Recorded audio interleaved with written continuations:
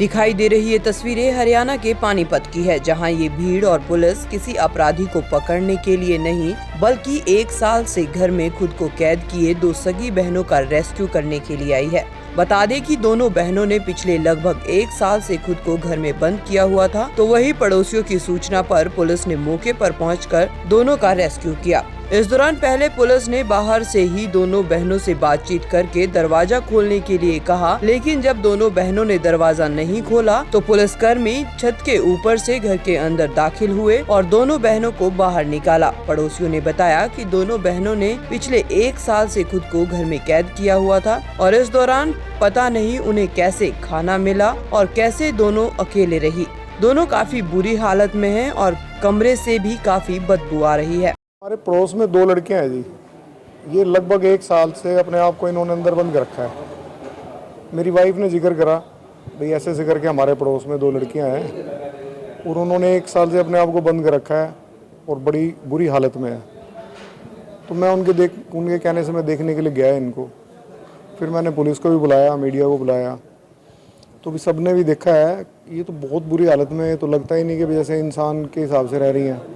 इनके कमरे में से बदबू आ रही है, ये बाहर नहीं निकलती, पता नहीं कैसे खाना खाती होंगी, पता नहीं ये कैसे डेली के अपने काम करती होंगी। लड़की हैं तो लड़की होने के बावजूद देखो अब तक पता नहीं कैसे सरवाइव कर पाई है। वो कहते हैं कि इनके मदर फादर तो गुजर गए, शायद कोई भाई भी था वो भी गुजर गया। अब बाकी फैमिली में इनके या कोई रिश्तेदारी में कौन कौन है पता नहीं।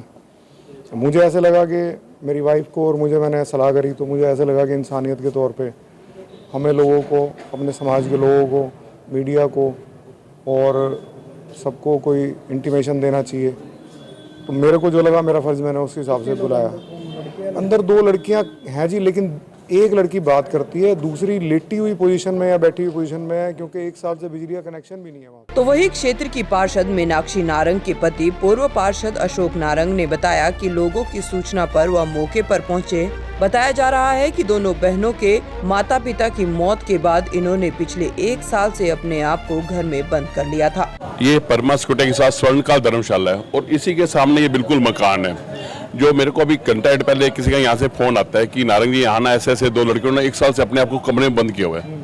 तो मैं पहले सुन के उसकी बात का जवाब दिया हैरान होकर, भाई 1 साल से बंद और आप मेरे को अब बता रहे हैं।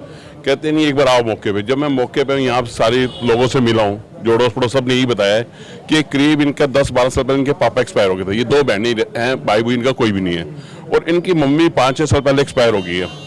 तो ये 1 साल से उन्होंने अपने आप को बंद कर रखा है। फिर मैंने यहाँ पूछा एक लड़के से, मैंने कहा भाई ये सब्जी कैसे लेती हैं, आटा कैसे लेती हैं, गर्मी का मौसम भी गया, सर्दी का मौसम भी आया, सब मौसम चल रहे हैं, तो ये कैसे अपना साबुन वाबुन जो भी है, एक लड़की को सामान और भी चाहिए, किस तरह के सामान चाहिए, तो कैसे ये लोग कर रहे हैं। तो एक लड़का बता रहा था करीब 3 महीने पहले मैंने लास्ट बार इनको ये बाहर निकले, मेरे को कहती है आटा ला दो। मैं कहा बाहर नहीं, कहते नहीं खिड़की से कहती है भैया मैंने आटा 1 ला दो। तो मैंने 20 किलो आटा उनको ला के दिया, इसे 3 महीने पहले। और अब मैंने कहा दरवाजा खोलो अपना आटा लो। तो ये लड़कियां बोली नहीं हमें आप ना बाहर रख दो, हम अपने आप उठा लेंगे। वो लड़का कहता मैं 10 कदम आगे हूँ, तो तुरंत इन्होंने आटा अंदर करके फटाफट दरवाजा बंद कर लिया।